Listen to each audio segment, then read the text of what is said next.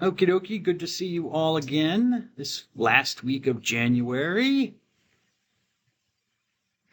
This paper I'm giving out to you, I'm assuming, hopefully you saw your email, but I also then put an announcement on Canvas because I made a change to the syllabus. And as per the syllabus, I sent you an email, put an announcement, and now I'm giving you the paper copy, the hard copy, so you have it. I added an extra reading. If you haven't done it yet, I understand, that's fine. We'll talk a little bit about it today, and you can do it when you have time, okay, or just look at it. And also a correction to the catechism reading, because I made a boo-boo there. I should have edited my syllabus a little bit more closely, but it should have said 2566 to 2567. I only wanted you to read, the only paragraphs that were relevant were those 2 paragraphs, not 100. Oopsie. Sorry, Mr. Belfield. So, hopefully, if you did do that, God bless you. But I'll add to benefit you, because that's my mistake. You shouldn't have read that many. So I'll add 2 extra credit points to everyone's final grade. So like if you get an 80 in the course, I'll give you an 82, just to benefit you for that, because that's my mistake. And for everybody. I was going to try and do it, like find out, well, who did it, who didn't do it. But that, I think, would just open a nightmare, or a can of worms, a nightmarish can of worms. So I think it's easier to give everyone the benefit, because everyone was affected by it, right, Ms. Bessie? Yes. Yeah. No, that's all righty. All right.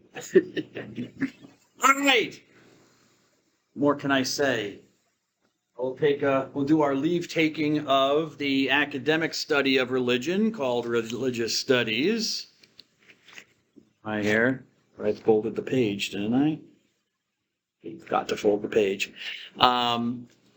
Just some final comments, kind of recapping what I've already been telling you. How is religious studies, say, from a theology course, although this is in the philosophy and religious studies department, and I'm a theologian, but how is it different from theology? Theology is more of a commitment. It's more of you have a religious commitment.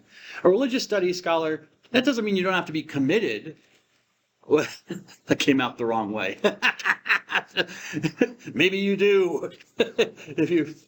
Anyone with a PhD, you go a little bit crazy. No, I'm just kidding. You don't have to be committed. I mean, it's not like, you have to be an atheist or an agnostic to study these things. No, you could be a committed Christian who's also a religious studies scholar who studies Christianity, your own religion, or studies Islam or something like that. Like I am, I'm committed to a religion, Christianity. But as we discuss these religions in the course, I'm not going to stand here and make judgments on it and say, well, the Bible says this, and that's why Hinduism is wrong. And, the Catechism of the Catholic Church says this, and that's why I don't believe in Islam. Or something. No, that wouldn't be appropriate. But I can also study my own religion in the same way and take the benefits or some of the results of religious studies scholarship and apply it to my the knowledge of my own religion. So you don't have to necessarily be a non-believer to study believers. Although I think it does help, because it does give you in some cases, an inside view, and maybe someone who is never religious that they don't necessarily have. Okay? So religious studies make some basic assumptions about humanity's religious quest. And some of those assumptions we've talked about, or I've talked about already, you've gone over. There's no supernatural, invisible, non-material realm of existence or beings like gods. Okay, you don't make that assumption. You also assume that only natural, physicalistic explanations of religious phenomena are valid. So there aren't really miracles, or if there are miracles, you look for a naturalistic explanation. So like many years ago, I remember on YouTube, there was a big thing happening because a statue of Ganesh in some Hindu temple was drinking milk from the spoon. People put milk in a little spoon and they would put it to the mouth or the trunk of Ganesh, is the elephant-headed god, little baby god. And you could see it on the video that the milk was getting less and less. It was like it was being absorbed by the statue. Okay, and so people were like, getting on their cell phones and contacting other people around the world saying, hey, go to your temple, see if Ganesh will drink the milk, And then lo and behold, other people did it and it seemed to be working. So it was like, hallelujah, miracle, Ganesh, praise Ganesh, Not actually, because I'm a Christian, so I don't believe in Ganesh. But they were praising Ganesh, Was it, for them as Hindus, it was a confirmation of the truth of their beliefs, that the god was accepting the food. As a religious studies scholar, if I were looking at it, I wouldn't deny that it's happening. I see it happening through observation, but I might look for a naturalistic explanation. See what was the statue made out of? Was it made out of a porous rock or something? And was absorbing the milk into the rock or something like that. People say they had statues in Christian churches like of Jesus or the Virgin Mary, his mother, weeping tears and stuff like that. Well, could it be that, the plumbing's busted and it's just overly, or, the statue's placed near the heating vent and it's kind of humid and so there's condensation or something like that. It's a little bit different when they start crying blood. Then you have to explain where the blood's coming from. I don't know about many naturalistic explanations for that, but that's what you're going to look for. Oh, believe it. I like sitar music. Things must be personally observed. You want that experience, that observation. If someone just tells you there's a heaven, a place where you can go, or a pure land that you can go to in the afterlife. All right, well, I need to see it. I mean, I can describe it, but I can't see it. It's not visual. Okay, I said that already. Some religious studies scholars, there might be this prejudice. There was this prejudice very early on in religious studies back in the 1800s, and you kind of saw this with James Frazier's outline of religion, from magic to religion to science. There can be sometimes a bias that religious belief is kind of a lower form of belief. Okay? Religion is like Sigmund Freud, the famous psychiatrist and psychologist, thought that religion was just an illusion. It was just an explanation that humans came up with because they had no better explanation. They didn't know about gravity, or they didn't know about the planets or black holes or whatever, or germs. So when something happened like a plague, the gods did it, the spirits did it. The religion would provide the answer. There might be some truth to that. But sometimes you can take it too far, as it can become a prejudice that, religion is kind of like this lower irrational stage. Remember evolutionary theory, it's like a single cell organism as compared to, say, us, multicellular organisms and stuff like that. It's not as good as reason, or say the hard sciences and stuff like that. I would just say that the hard sciences explain things in another way. And personally, I think I said this before, personally, in my experience of religion, I don't think religion for me has been really the best explainer of how the world works. I'm not sure it's built to do that job. Any religion is built to do that job. That's where modern science is so much more beneficial in that way, I would say. All right, so religious studies. Let's take a look at the Catholic Church and religions. Hold on a second here. Good. All right, go away. You're trying to sell me things. Unless you're trying to sell me Jesus. But then I already have Jesus. Sort of. But maybe there's a Jesus 2.0, Ms. Winko. You never know. That's what the Mormons are selling, New Testament of Jesus Christ, Jesus 2.0. Although for them it's still the same Jesus. Okay, the Catholic Church. I'm going to a little crash course in Catholic belief about what religions are, how they how the church relates to other religions, views them. In this class, I'll basically be focusing on the biblical readings, and in the next class on Thursday, I'll look at more of the doctrinal stuff, statements, official statements by the Catholic Church. So you might want to take a look at that. The Bible, when talking about the Bible is a religious record. Okay, so it obviously has an agenda. It's coming from a particular religious viewpoint. And I take it to be true. I'm a Christian, a Catholic, so I accept it as a definitive revealing of God's will or how God, I guess you could say, views reality. And the Bible is basically, it was a whole library of books. It's not just one book.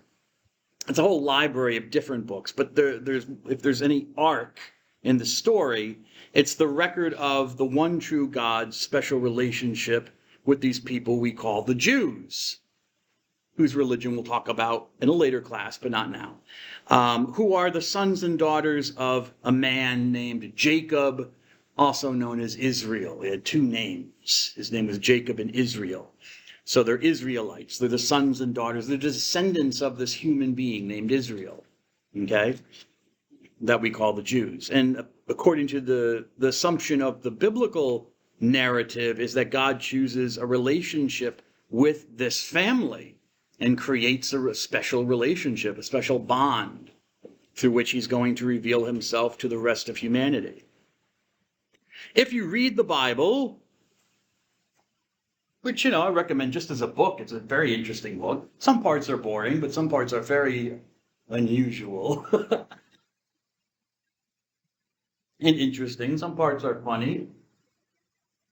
Anyways, nevertheless, the Bible, if you read the Bible, it does not necessarily condemn human religiosity. Okay, it accepts the fact that this is just a fact of human life, that human beings are religious, that people worship gods and spirits. Okay, there's no philosophical statements or anything like that about, what is religion and how should it be, and blah, blah, blah.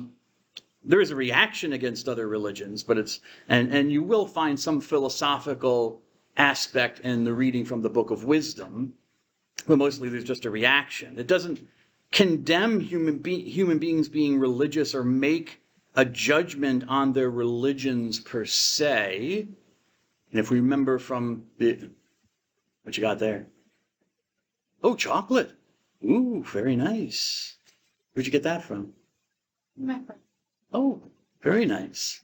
Tasty. I like chocolate. What was I saying? Oh, yes. It doesn't condemn that people are religious. It takes it just as a natural fact of humanity. And if we remember, our little discussion about how people viewed religions and the words they used, religion was just taken as a part of human society. People didn't compartmentalize like religious studies scholars started to do in the 1800s between the secular and then the religious, the sacred and the profane. While I'm thinking of that, I should write that on the board because I don't think I put it on a PowerPoint. The opposite or the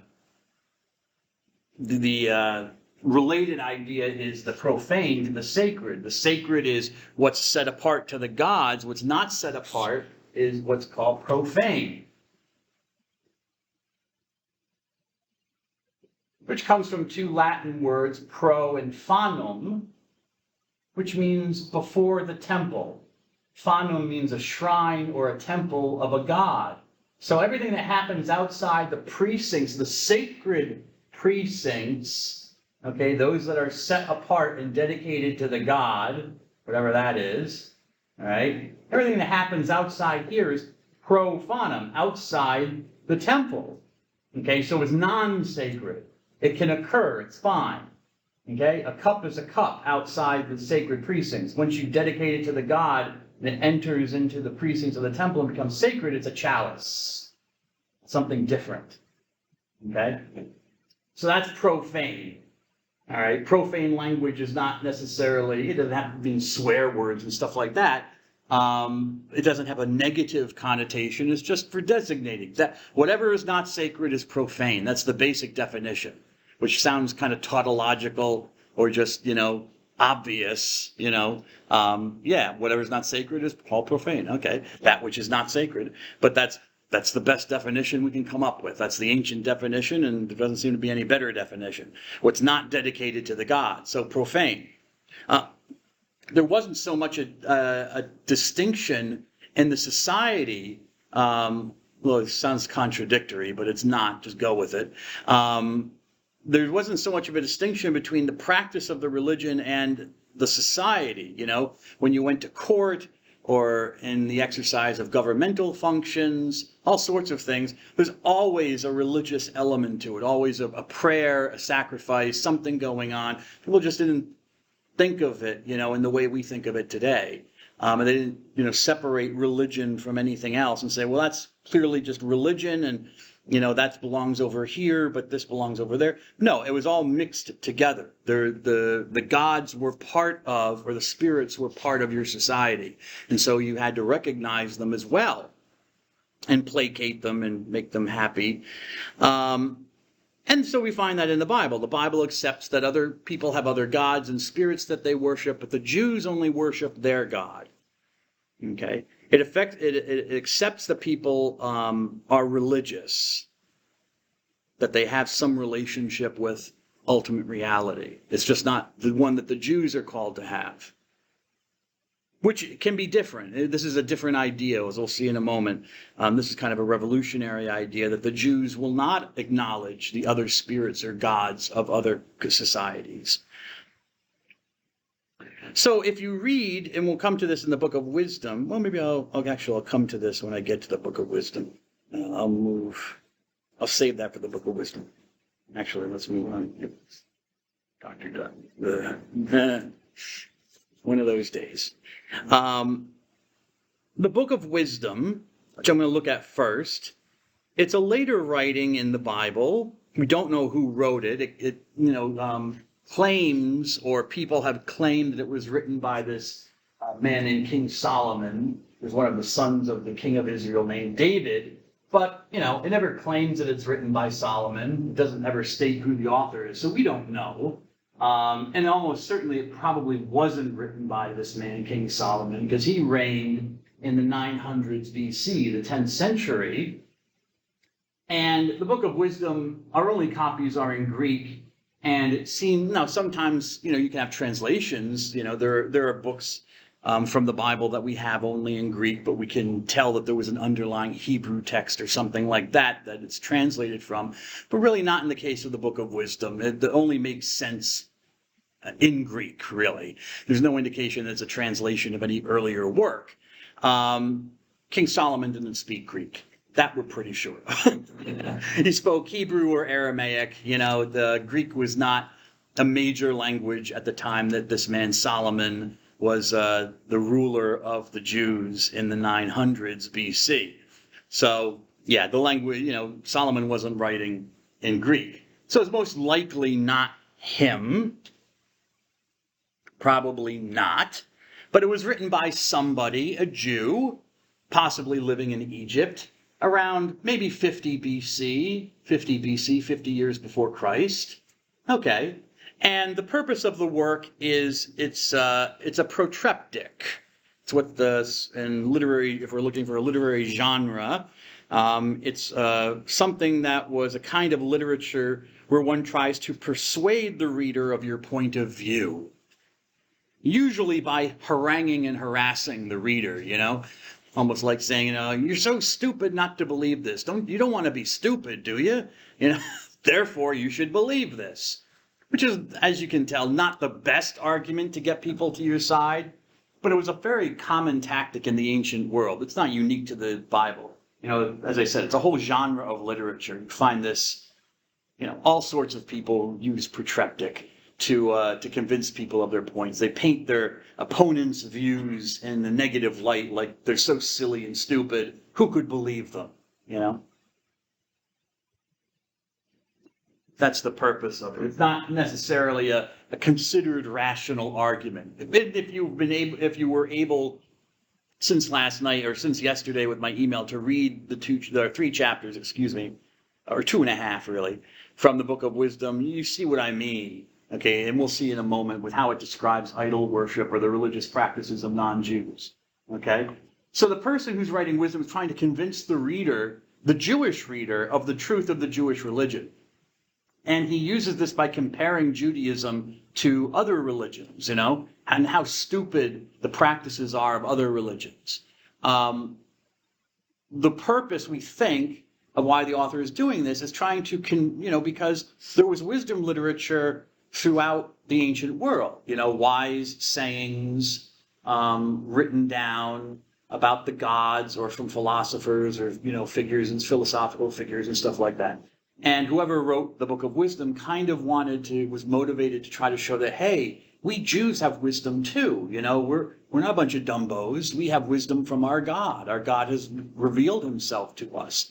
And so, kind of wants to confirm the Jewish reader of the book and saying, hey, we have all this wisdom and look how stupid, by showing how stupid everybody else is. We are the wise ones. We have the Torah. We have the law of God. Okay? So, idols are a big focus. If you read, when the Bible, not just in the Book of Wisdom, but if you read other books of the Bible, and they do talk specifically about other religious practices, they usually are attacking idols or have a problem with idols. And what's an idol? It's simply an image. Simply an image. That's what the word means. A dolon, an image, a picture, a likeness, also a phantom, not the real thing in a sense, but an image of something. And eidolon comes from the Greek word eidos, which means a form or a shape or a figure, any kind of shape. So an idol, a physical image that is used as an object of adoration or worship. So it could be a statue, it could be a picture, okay? It could even be a symbolic image, like a tree or something like that, that's associated with a god or goddess. That could be idolized.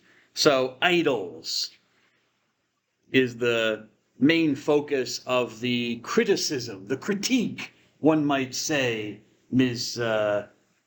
Rojas? Ms. Rojas? Good. Of the author of the Book of Wisdom. And you'll see this.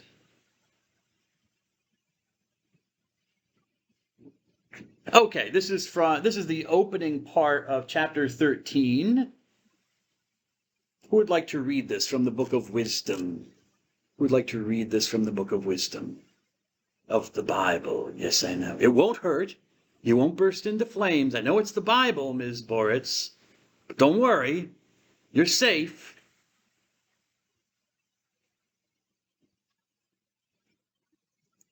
Go ahead, Miss Francis. Thank you.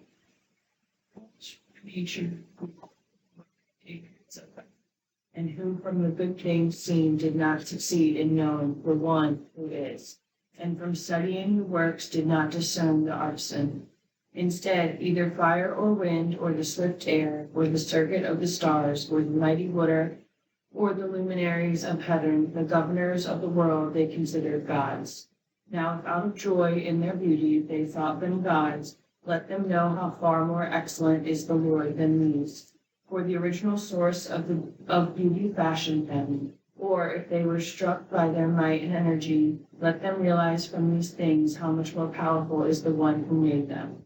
For from the greatness and the beauty of created things, their original author by analogy is seen. Excellent, thank you. Okay, so this is the opening part of the reading. Yes, okay, and right, the opening salvo of chapter 13 is foolishness, yes?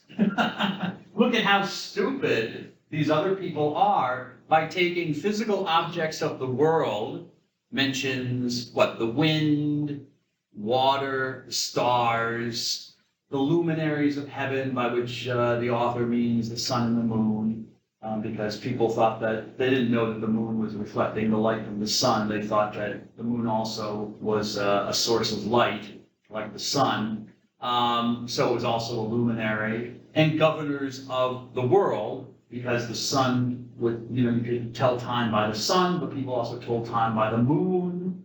Sometimes you did both. Okay, which can make the calendars kind of confusing, overlapping, and complicated. Nevertheless, so these things are parts of the universe, but they've turned them into gods. They've turned them into things of worship and adoration without recognizing, it's a very basic argument, I think a simple argument, that without recognizing the one who created them. They didn't come into existence on their own. They didn't come from, they haven't existed eternally. The assumption is. So they come from somewhere. They're made. They have a maker, apparently. Okay, so it's foolish to think that they can be a god. Or at least if you think they're gods, wouldn't you worship or look for the God above them, the God who made them, who would seem to be better? So it's foolishness. Okay, but they don't know God. They don't really know. They're in ignorance of God. They have a lack of knowledge. They have a lack of knowledge. Okay, they're not using their reason in a way. They're being irrational, one might say. Nevertheless, the things of the world are good. Okay, the author, even though the author has kind of a negative perspective, he never devalues the created world, or even the human beings that are making judgments. Okay, there's always a dignity and a value there. The created world is good. That was not a common view in the ancient world, and that was not obvious that the world was good. Not in a lot of religions. In a lot of religions, the world is deceptive. It's a world of illusion. It's a bad world because it hurts you. Yeah, germs, diseases, volcanoes are up there, earthquakes, meteors smashing into the planet, even the sun burning your skin, giving you sunburn. It's not immediately clear, just rationally thinking with your mind, that the universe is, that it's a good world. Oh, it looks beautiful. Yeah, but it's going to kill you. It doesn't take much. Like we're living here in Pennsylvania, and like every mile there's like a Dunkin' Donuts. So I feel pretty safe because I can, tootle on in and get my almond croissant, right? So I lost them already. Anyways, so I feel I'm okay, People are all around me. They're still. Go to Alaska, one of our states. Not even Alaska, they're like Idaho. Or a country like Australia, or something like that. But just say like Alaska. People are different up there. They have to live different. They have different situations. You have to live, if you really want to live, you have to live in the cities, Anchorage or Nome or Fairbanks, Juneau. Because if you do want to live outside, there are really no suburbs. But, there's no fire department. There's no local police department. So if you get into a fix, you're really sick, you get bitten by a snake or attacked by a bear, there's no ambulance coming for you because they're not there. The infrastructure is not there. You have to make sure that you have stuff in your car, water or a first aid kit, flares. You have to, because you can die.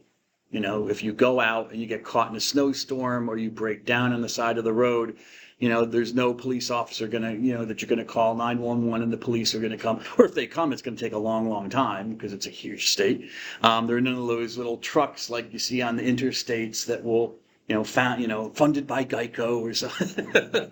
They will come along with the guy with some gas and stuff like that. No, you're on your own. You are on your own. So there are still places in this world, even in our own country, where, you can be, comfortable around here, but, in other places where there is no cell phone, there are no cell towers, there's no one around to help you if you get into a fix. And you really are staring death in the face. Especially in the ancient world. Imagine the ancient world, where there was really, nothing. There was no Dunkin' Donuts. There was no police force to speak of. No fire company that was going to come and help you. You had to take care of yourself. I lived like that for 9 months. I lived in a country, Papua New Guinea. We were outside the city, the capital area, several miles. And one of the big problems was snake bite, because they have a lot of poisonous snakes in the country, very deadly. If you got bit, you're most likely going to die, because there was no ambulance service, there was no local police department, there was nothing. no garbage collection, no firefighters, nothing. Okay.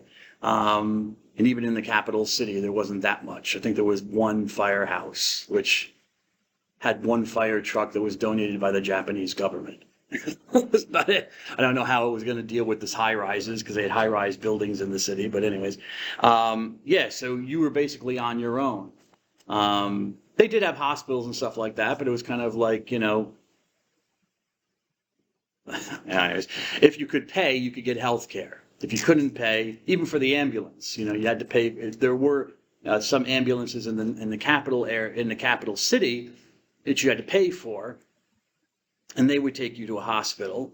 But yeah, a lot of people living in the country, that was their situation. And I was just outside the capital city. The rest of the country was very mountainous and couldn't be reached. It can only be reached by plane. There are no roads.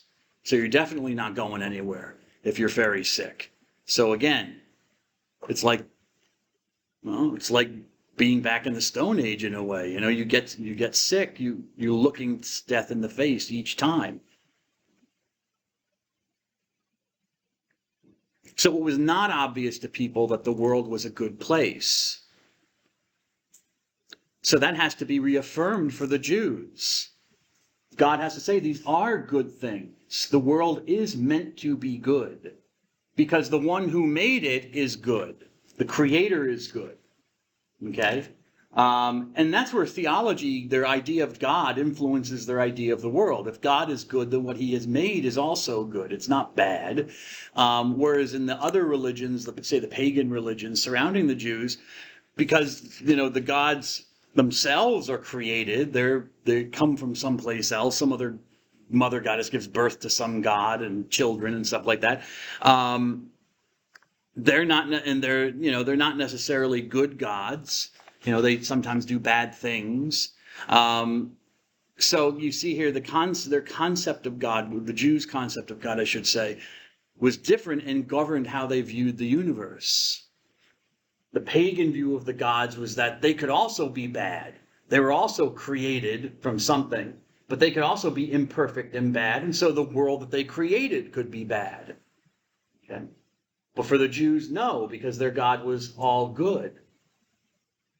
Using your reason. If you used your reason, you didn't need a Bible to know about this God, actually. Studying the works, the created realities, you could discern the artisan or the maker.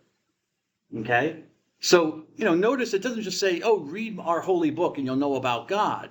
Okay, they believe this is God's revelation. Okay, the Bible is a record of God's revealing himself to the Jews. But you can know God from the created world as well. The created world is kind of like another book about God. Not just the Bible, but the book of nature. And they could have known. So they're kind of blameworthy in the perspective of the author of the Book of Wisdom. They can't say we didn't know or couldn't know. Yeah, because we weren't Jews. We didn't have a Bible. No, you could look at the world and you could reason to God and know that there's a God. And you could also know that the powerful things of the world, like the sun, the moon, and stuff, are not gods. Even though they're beautiful. Again, we come back to this idea of their goodness. They're good things. That people took delight, pleasure in the beauty of these things. The beauty of a full moon. Or the beauty of a warm sun. Okay, a nurturing sun. The beauty of mountains, and stuff like that. And stuff, or the ocean. The beauty of a cool breeze, or a nice, hopefully non-humid is right now. I like non-humid breezes. But humid breezes I could do without. But then I sweat like a bit. Anyways, but they're beautiful. They're good. They are pleasurable. And that's not a problem for the Book of Wisdom. Okay. But God is better. God is more beautiful. The Lord is more excellent. Okay. And because he is beautiful, the God of the Jews is beautiful. Again, it follows that his works are beautiful as well. So from their beauty, you can kind of reason back to the beauty of the Creator. Using your reason. If they're powerful, if the universe is powerful, how much more powerful, as the argument goes, is the one who made them that power. So from the greatness, you could also say the power, as I said, the greatness and the beauty of created things, things that do not exist in and of themselves, they come from something. They have an origin. Okay, so their origin, their creator, another word for author in Latin, auctor or author or authority simply means an originator, a creator. The author is seen by analogy. Okay, and this is an important point. This idea of analogy. What is an analogy? Simply an analogy is comparison. So just another word for analogy, comparison, which is a fancy philosophical word. You're comparing two things by what they're like. Okay? Yeah, I think we all kind of understand what an analogy is. You know, when we talk, someone says, "Oh, that's apples to apples." You know, that's an analogy. You know, when they're exactly alike, apparently. Although not all apples are exactly alike. Some are yellow, some are red, some are, you know, whatever. And they have different flavors and textures. But if they're not alike, then we say they're apples and oranges. They're completely different things. They're not analogous. They're not comparable. Okay? Although they actually kind of, I never understood that phrase, Mr. Whitehawk, because aren't apples and oranges both fruits? Yeah, but they do have a similarity, don't they?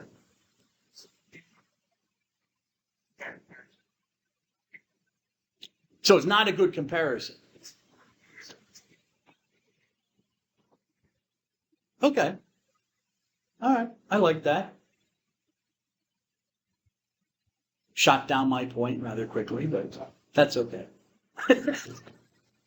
No, when you're right, you're right. Yeah, so you don't want to make, it's still a comparison though, but you don't want to make poor comparisons. They have to be reasonable ones. So by comparing things that are maybe not exactly alike, but you can compare what they have in common. Okay, God is, not, for the Jewish writer of the Book of Wisdom, God is not physical. God is spiritual. So he's not like the physical world, like water or the sun or the moon or something like that, or the earth, although it doesn't mention the earth. Nevertheless, he allows for the fact that we can still know something about this spiritual, non-material God from comparison. Okay, comparing what is common about these things, like beauty or goodness. Goodness is another word we could say is beneficial, the benefits that we have from the world, to something that has given this goodness and this beauty to these things. And you can see that.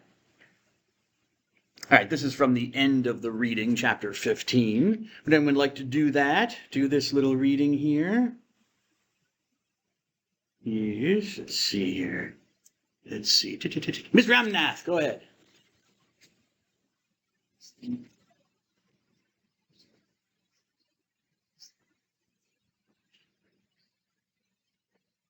Fingers on their hands for feeling, even their feet are used to walk with. For it was a man who made the being who made them, one living on borrowed breath who fashioned them. For no one is able to fashion a God like himself. He is mortal, and what he makes with lawless hand is dead. For he is better than the things he worships. He at least lives, but never his idols. Okay. This is near the end. The rest of chapter 13 and 14 spends a lot of time criticizing idol worship and the making of idols. So here we see the criticism of idol worship. Because people make these objects, stone objects or wooden objects, you know who made them. Someone has to chip away at the stone, some man, some person, cut away at the wood, carved at the wood, put paint on it, or maybe gilded it with gold or silver or some precious metal. So these idols that are then installed in a temple and worshipped by all these people, they didn't even make themselves. They're not even their own creators. And I'm giving them ultimate value? They can't be ultimate reality because they're not even ultimate. They're mediate. They've been made. The ultimate person is the carver, the person who did it, the woodworker, or the stonemason. So it makes no sense to this Jewish author. And that's what he's criticizing their practices, that they, the idol in the temple, well, actually, I'll talk about that when I get to the letter of Jeremiah. But they're blind, they don't breathe, they can't hear you. They have fingers, but they can't feel anything. They don't walk anywhere. People have to carry them around. And the human being who made them is better than the things he worships, because he made them. But in the case of the Book of Wisdom, he's at least alive, but the idols are not even living. They're not alive. They're made out of stone or wood, things that are inanimate, we might say, dead. I could say dead, we might say, inanimate, okay? They're not full of a spirit, the breath of life, the soul, one might say. And this is also interesting, because if you look at a lot of the surrounding religions of the Jews, the position of human beings was quite low in the realm of being. The gods were known because they were of the higher level of being. They had the most power and knowledge and influence in the universe. Then you had spirits and stuff like that. But, men and women were right down there with like the animals. It was not assumed, just like the world was good, it was not assumed that it was good to be a human being. In fact, it was not good. Because you had to work for your food. You had to toil. All right? You had to move about. If you wanted to do something, you had to do it. You couldn't just will it happen like a god. Gods didn't have to move. They're gods. They wanted to be in some place. Boom! They were there. They wanted to exert their will and have something happen. Boom! It came into existence. It's happened. Sometimes they built stuff. You did have actually a blacksmith. What is this? What's this mean? I can't remember. Well, anyways. I'm thinking of the Greek gods. I can't remember what their blacksmith was. Pluto, that's it. Yeah, so they'd actually have to make some stuff for themselves sometimes. But yeah, so it wasn't good to be a human being. A human being's life was one of suffering. The gods didn't suffer. Okay, the gods didn't get colds. If they exerted themselves, they didn't feel pain or tiredness. But human beings did. And human beings, of course, died. The gods usually didn't die. Sometimes you have stories about gods dying, but the gods never really died. They just kind of go away. They transform into something else. But human beings die. They go into the grave. Yes, there was an underworld for their spirit and stuff like that. But again, they were miserable in the underworld. They were kind of like, they were this half-life. They were kind of like, a shadow of what they were. They even forgot that they were humans once. And all they wanted to do was consume blood. So you had to offer them sacrifices to keep them happy, the dead people happy. But they certainly weren't gods. The gods were always kind of partying and having a good time for themselves. So it wasn't good to be a human being. And in the surrounding religions of Judaism, in the region of Judaism, the common idea was that the humans were created to be slaves of the gods. The gods got lazy. They didn't want to take care of the world anymore, clean it up, make sure that it worked and stuff. So they created these little creatures called humans, actually man, and then they decided we should make a woman because we need to make more of them. So even women were even lower. But we create this little beast called a man, a human, to take care of the earth for us. And that's the role of a human. Not a great positive role, but the Jewish religion is different. Humans are good because they come from a good God and he made them, and they have a worth and a value, and they're certainly better than these fake gods. Certainly better. So lifting them, humans, up over the idols. Okay. In the book of Baruch, chapter 6, another of our readings, I asked you to read chapter 6, which is also called the letter of Jeremiah. Actually, it should be a separate book in the Bible, but they usually don't separate it. They just kind of attach it to the end of this book of Baruch. Baruch is a man who was a secretary. He was a secretary to one of the great prophets named Jeremiah. scholars aren't sure whether he actually wrote this book or not, but it's named after him.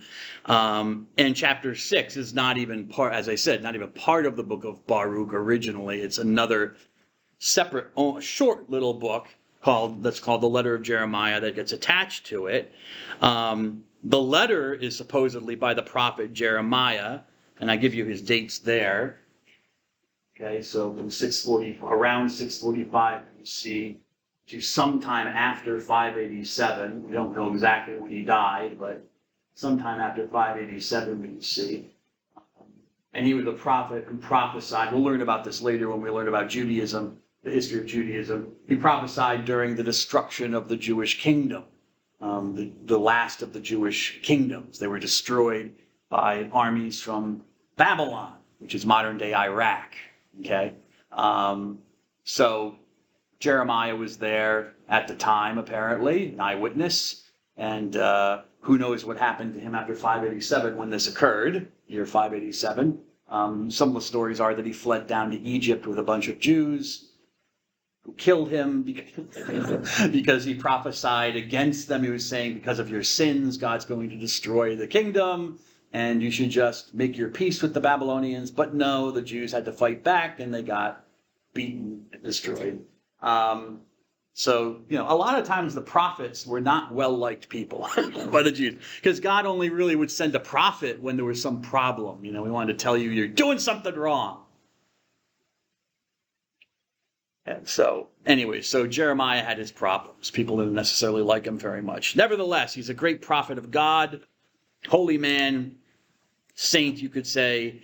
And this letter is attributed to him. He probably didn't write this letter. Someone is writing it in his name. Okay?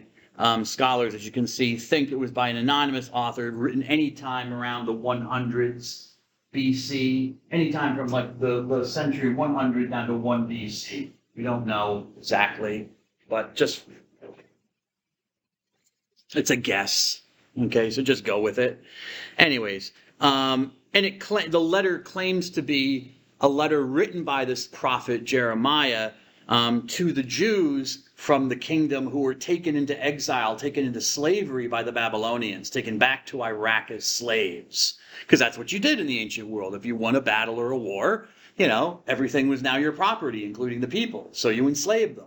Or at least the rich people, like the rich people in the middle class, the people who had stuff. Because they had stuff. So you wanted their stuff. So you enslaved them. Poor people, they never have anything anyone wants. They got like broken VCRs and DVD players that are like 20 years old, and, old flat screen TVs that don't even have high definition. Who wants any of that, So usually the conquering armies would leave the poor people alone. They would stay, but a lot of the rich and the middle class that had stuff, they would deport all of them as slaves to the home country. And that's what happened here. And so Jeremiah writes a letter to these Jews that have gone into exile in the letter of Jeremiah. The letter itself is of the genre of satire. Jeremiah is talking to the Jews about, this is what you're going to see in this pagan land. You're going to be amongst non-Jews. So you're going to see them worshiping their false gods, their idols. So this is how you should act, or this is what you should know. And to tell the Jews what they should know and how they should act, he writes a little satire, which is, as I said, an artistic genre, or could you say a genre of literature, of something, I guess, not just literature, but also, acting and stuff, that uses humor to expose and make fun of evil and foolishness. Okay. The satire. Hold on, I'm just thinking about something. Because there's also there's a difference between, satire, I was just thinking of the word parody, and if they're the same thing. No, I don't think they are. Parody is usually closer to the reality, like Weird Al Yankovic does song parodies. They're not song satires. I love Weird Al. Other kids were listening to heavy metal in the 80s. I was listening to Weird Al up in my room. Yeah. Eat it! Eat it! Get yourself. Anyways. But yeah, those would be parodies because they're closer, they imitate the actual thing. But if you're just doing like a satire is more of a loose parody, I guess you could say. It's not meant to be exact, okay? So you have to take that into account when you read it. It's not being fair necessarily to how people act to their actual religious practices. But we're more concerned about the teaching. What is Jeremiah teaching here in the letter of Jeremiah? And so what does he say? Whoops. Oh, yes, whom probably not. Yes, probably not Jeremiah, just like with the book of wisdom and Solomon. Probably not Jeremiah. But, if I get up to the pearly gates, I die, and I get up to heaven, hopefully. And, St. Peter's there, and he's like, oh, no, actually, Jeremiah did write the letter to Jeremiah that you find in Baruch chapter 6. We're wrong. Okay. That's okay, St. Peter. Doesn't bother me, Miss Boris. My only question, Miss Boris, is where is the Indian wisdom? That's all I want to know. Point me in the direction of the Indian. Because I know Jesus is already there, taking all the vodkas. You got to get there before Jesus. It's rapid. And okay. It sounded funny in my head.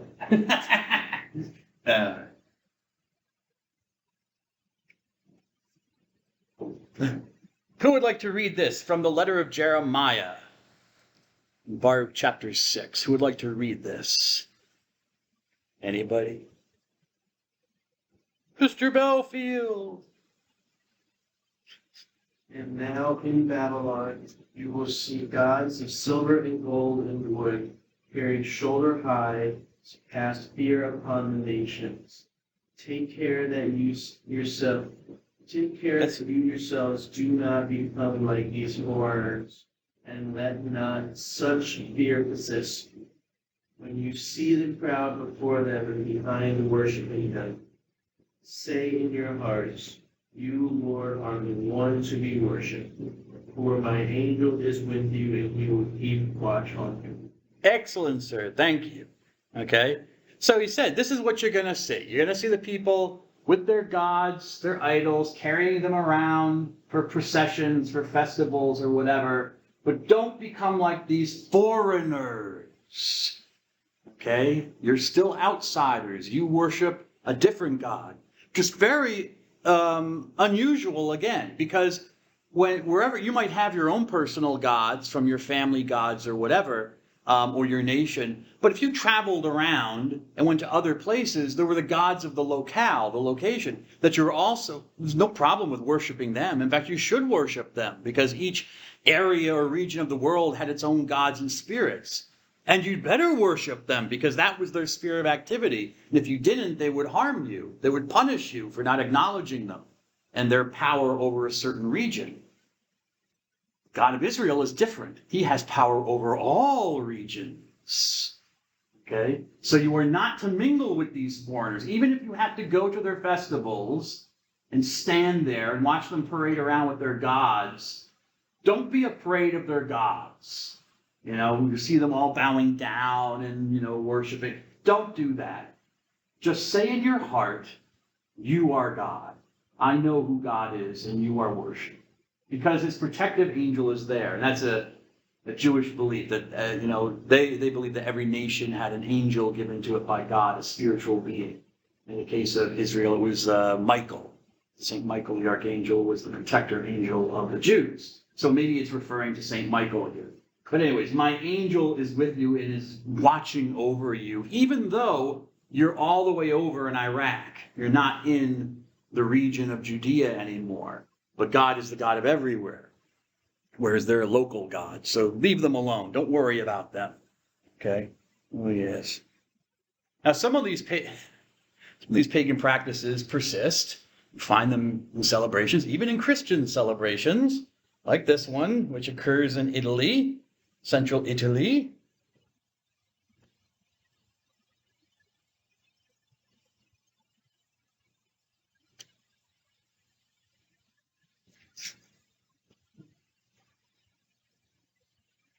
The snakes are not poisonous. So no one's going to get hurt. Except the snakes. Yeah.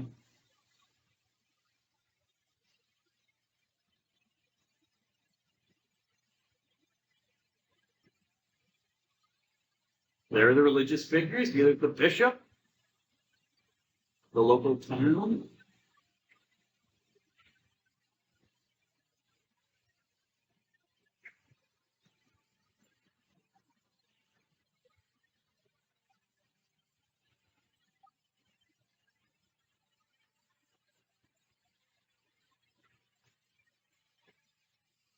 There we go.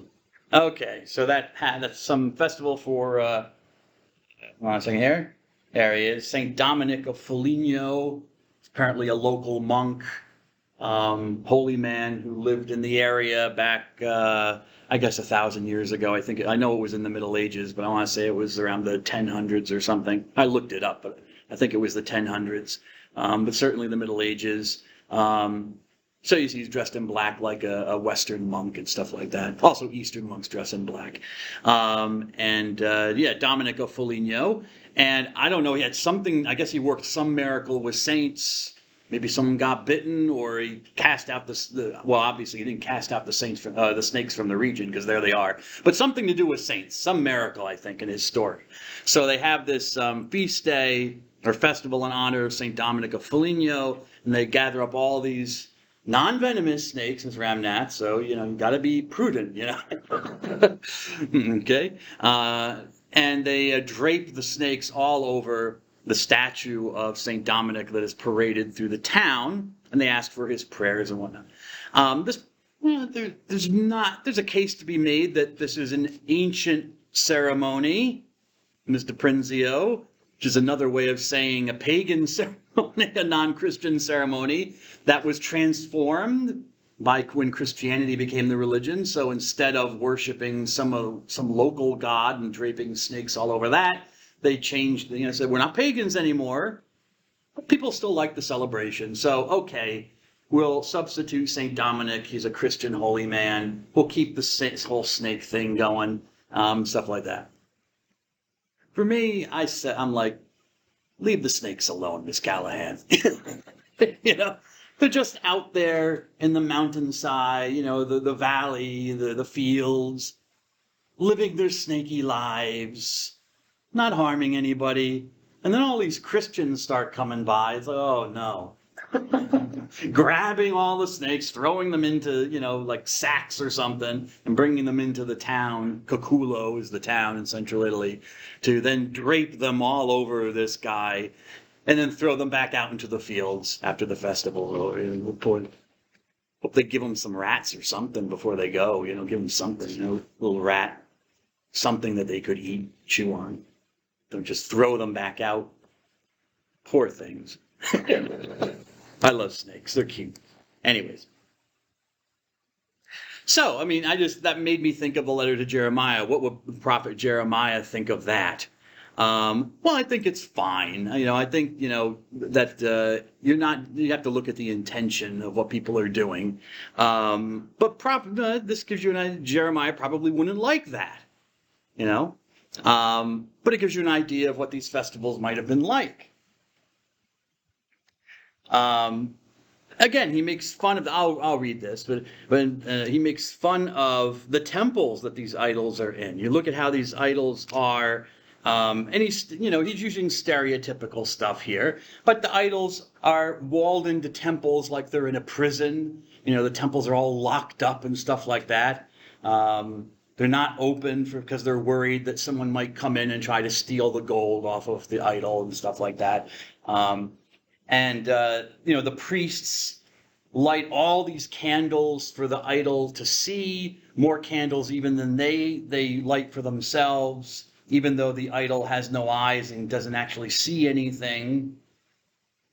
And their faces, the idols become all dirty and have to be cleaned. They can't clean themselves. They become all sooty from the ash, from the smoke, from the incense, and from the candles. But this is just natural. You see this even in Christian churches where you have like statues of the saints and people, devotional candles or stuff like that. Well, Yeah, they give off smoke, so yeah, okay, stuff is going to get dirty. But again, it's a satire. He's trying to show them, look how silly this is. I mean, even in the Jerusalem temple, no, they had no. Well, maybe they had no statues or images of their God, but they did have statues and images for a period of time. Interesting. But they did not typically have statues or images of their God. But, in the Jewish temple, they're sacrificing animals all the time and burning them up in holocausts and burnt offerings. That's got to, generate some smoke and some soot and, blood all over the place, dried, congealed blood all over the place from the animals, So, I mean, it's not so different, but again, his perspective is kind of a negative perspective. He's framing it in a stereotypical way, in a negative way to say, don't participate in these things. Don't go over to these false gods. Don't be afraid of them, because even cats are not afraid of. Even cats will just alight on their bodies and heads. And you know this with cats. They'll sit on anything. Cats will sit on anything. So even the cats will sit on the heads of the god, and the god can't do anything about it. These creatures, these are my creatures. Unfortunately, these two are dead. They're gone. They've lived their cat lives. They're great cats. This is the current one. The current one was a very proud cat. And I know all cats are proud, but she takes the cake for pride. I mean, she just struts around the house. I've never seen a cat. We've had cats, but they never strutted. This one just she struts like she owns us. In some way she does. Anyways, so she's our cat right now. Anyways, but this is the only place that cats are mentioned in the Bible, interestingly enough, in the book of Baruch, or the letter of Jeremiah.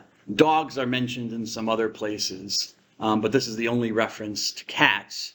Remember, I was in Costco. This is many years ago, and some Protestant Christian wrote a book called, Why Are There No Cats in the Bible? And I'm like, wait a second. Letter of Jeremiah, my friend. Cats are in the Bible, at least in one reference. But he was not Catholic. He's a Protestant, so their Bibles are different. They don't accept the book of Baruch. So the letter of Jeremiah is not there. So I'm like, okay, that's probably why. He doesn't know that. He's using like a King James version or a Protestant version. Okay, fine. But then I looked at the book and I'm like, well, wait a second. But he does quote from like the book of Tobit, where it mentions, the guy's pet dog. And so that's in Catholic Bibles. And so he knows about that, but he missed apparently the letter of Jeremiah. It's almost going to send the guy and find out who the guy was, the author, and send him an email, Mr. Belfield. Because it's kind of lame. The whole premise of the book is, get your attention is, why are there no cats in the Bible? And he misses the reference to cats in the Bible. I'm like, dude. And he had to have known about it. If he knows about Tobit, then he knows about the book of Baruch. He knows it's there. He doesn't accept it as scripture because he was Protestant. But if you're going to refer to Tobit, then, you know the Apocrypha is there. Anyways, all right. Just doctored on me. Oh, I'm skipping over that. The second book of Kings, Prophet, Monotheism, Acts. Okay. But it's 136. All right, I'll finish up with the second book of Kings. And I guess I'll complete Acts on Thursday, God willing. I guess I'm going to go long on that. I apologize for that. The reading from the second book of Kings is interesting. For its depiction of this man Naaman, a non-Jew who comes to a Jewish prophet for a healing. He comes to a prophet. Second book of Kings, chapter 5.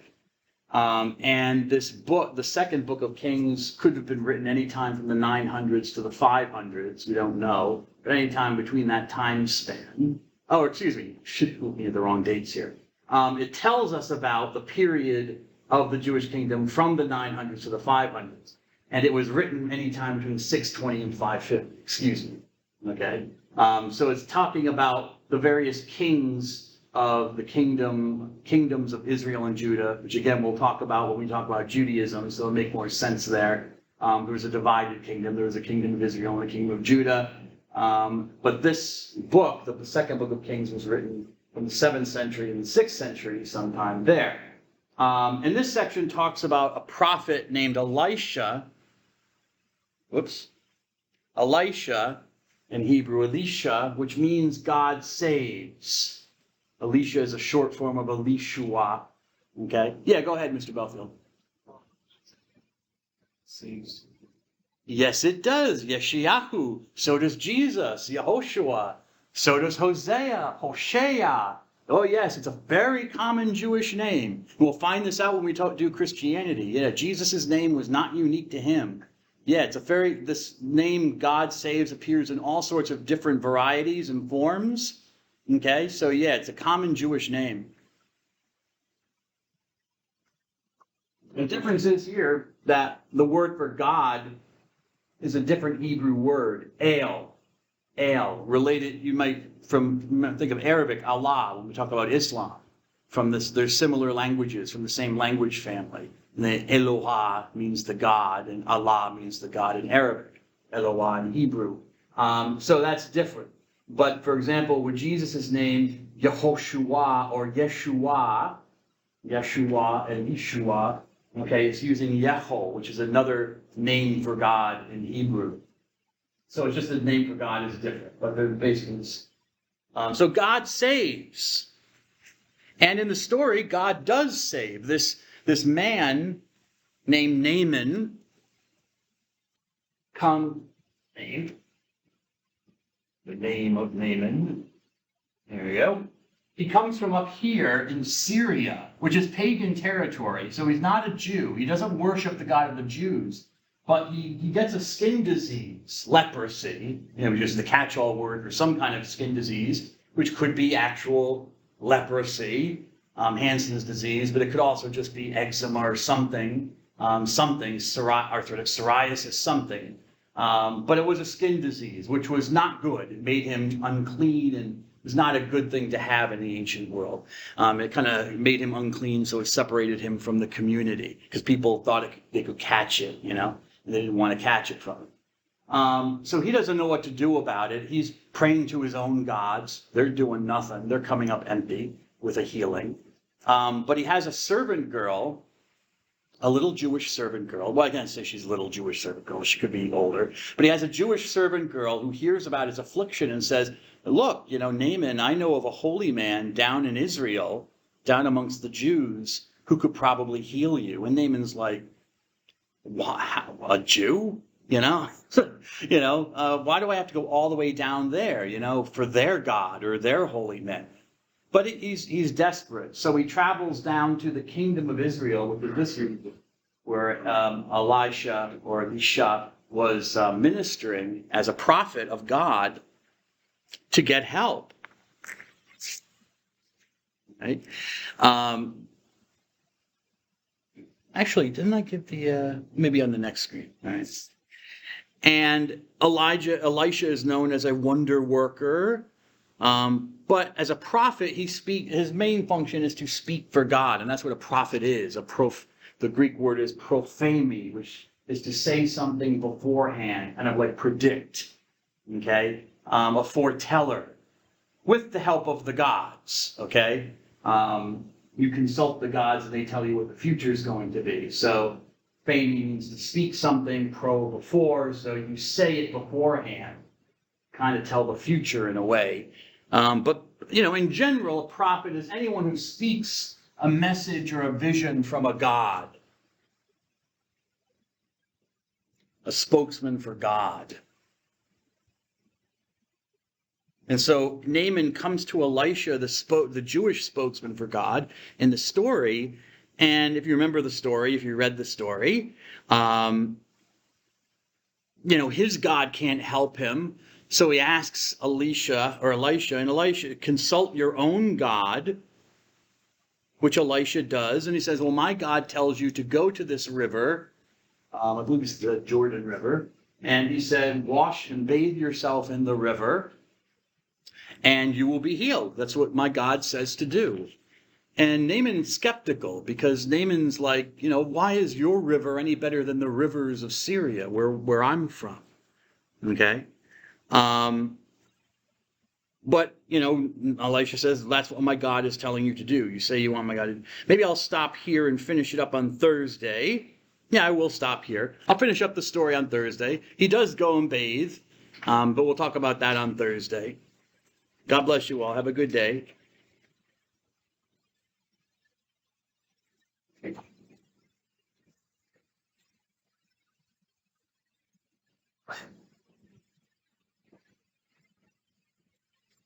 Yeah.